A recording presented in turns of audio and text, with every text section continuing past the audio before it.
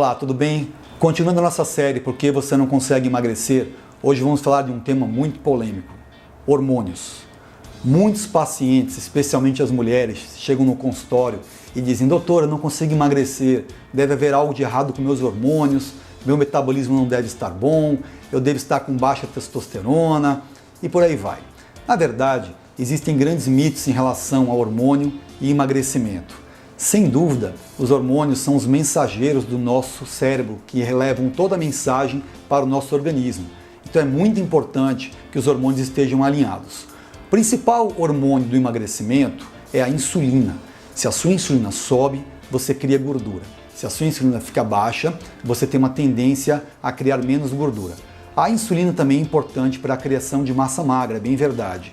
Ocorre, porém, que nessa nossa dieta ocidental do dia a dia, com fast food, adoçante, corante, conservante, açúcar, nós acabamos consumindo muitos carboidratos refinados que sobem a insulina.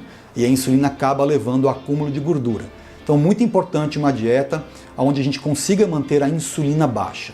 Então, a insulina é um dos hormônios muito importantes no emagrecimento, porém, quando as pessoas chegam no consultório, elas acham que outros hormônios que são muito importantes, como, por exemplo, testosterona, o hormônio da tireoide, e eu vou falar um pouquinho disso aí para vocês também.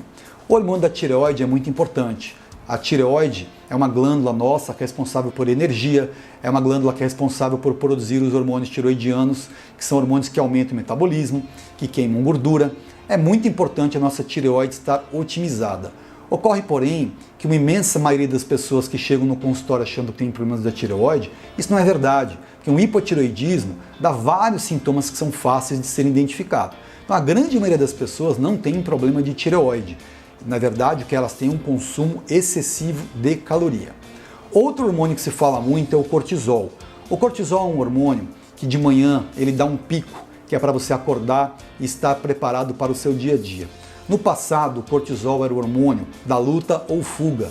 Então, quando você precisava acordar para ir caçar, quando você precisava correr de algum animal, nos nossos ancestrais, o cortisol é um hormônio muito importante para fazer esse trabalho de luta ou de fuga.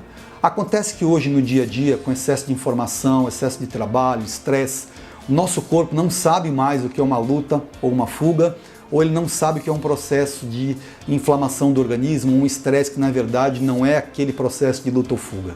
Nós ativamos o nosso cortisol várias vezes ao dia por ansiedade, uma batida num trânsito, um telefonema que você acha que aconteceu alguma coisa com algum parente. Então, todas as vezes que o seu cortisol sobe, isso é ruim, porque você fica tendo picos de cortisol ao longo do dia.